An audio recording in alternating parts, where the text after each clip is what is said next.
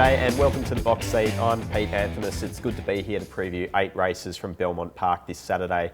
A quick look at the forecast. Possible showers and 17 for Saturday. The rail's in the 3 metre position, but if we get all the rain over the next few days, I'm expecting a soft 5 track. Race 1 at Belmont jumps at 12:38. It's the Go Racing for free before the footy plate over 1,200 metres, and our horse in focus is No Apology. Tender's got a lot to do and was pushed out of the way by Crystal Springs. Inside the 300, Miss Tycoon is just in front. On the outside is That's Funny As is laying down the good. Obstination can't quite pick them up, and then came Drama 3. Inside the 150, it's on the inside, Miss Tycoon. Now Obstination's coming late. That's Funny As is still there, late on the scene. No Apology flies. Miss Tycoon, No Apology, they split it. Looks like... It's a pretty even 2-year-old race to start the card, but I opted to go with No Apology, who showed a really nice turn of foot there over the last 200 metres to get the win over Miss Tycoon. And obviously Miss Tycoon has come out and won since. I think the step up from 1,000 metres to 1,200 looks ideal for the horse. Shooter McGrady's sticking, and Gate 8 looks ideal for a horse that will probably get back in the field and will need that momentum coming around the turn. Second pick is the 9, which is Rapid Eye Movement. It's just had the one trial coming into this event where it was in a small field and had the gate shut on it coming around the turn, lost all momentum and still picked up well again to go under the line, just under its own steam.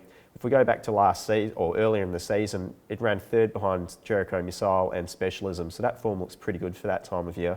Third pick is the 8, which is Cryptic Wonder.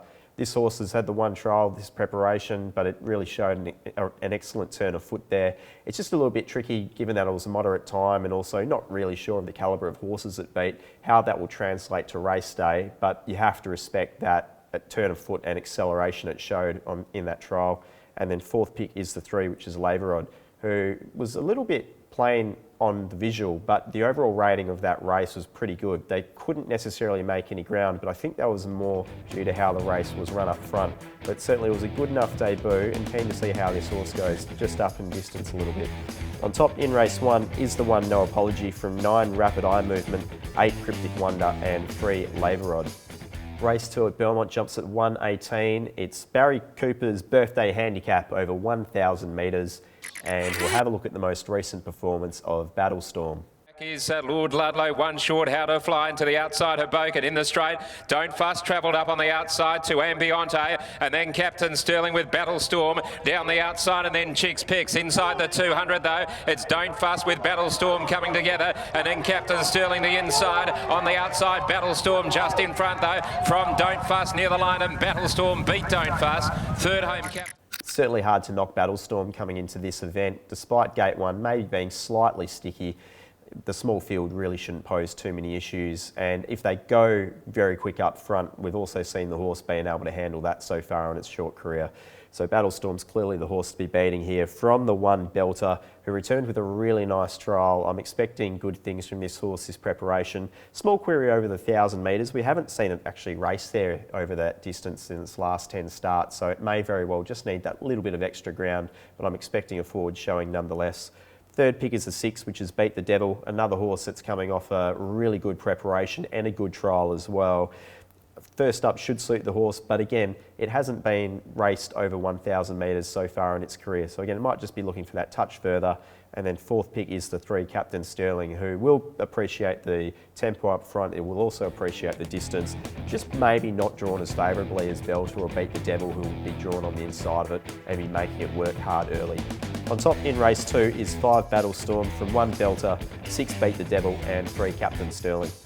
Race 3 at Belmont jumps at 1:58. It's a Tab Touch Bet Your Bet handicap over 1,000 metres, and we'll have a look at the most recent performance of Danny George, last seen at Pinjarra. And Arafura and City Chant are the 2 leaders. Spirit and Fire getting through to about 3rd from Sterling Estate, Purist, and then comes Delaney, and She's Vital from Finally Free, and then working down towards the middle of the track is Triple Event, and on the outside of that runner is Texas Moon, and then comes the Gospel Spiel just behind those from Finally Free, and getting well back towards the end is Dolly M, but down with 100 to go it's City Chant. Danny George getting through. City Chant, Danny George is after it. Danny George grabs City Chant. Thought that was a great first up win there from Danny George. The horse can mix and match its form a little bit, but it's obviously returned in great order. Although there wasn't that much tempo up front, the horse found itself in a position where it was just needed to find a few gaps in the straight there at Pinjarra, and when it let down, it recorded a huge last 400 metre split to go home a big winner. I think the gate looks ideal from gate 9. It should find itself in a position wide with cover, and again, if it can reproduce that turn of foot, it should be one of the fastest finishing in what looks a very even 1,000 metre event. Second pick is the 7 Black Sabbath, who's only had the one start at the distance where it ran second at Bunbury. But look, it was a really good figure on that occasion, recorded a good late 400 and 200.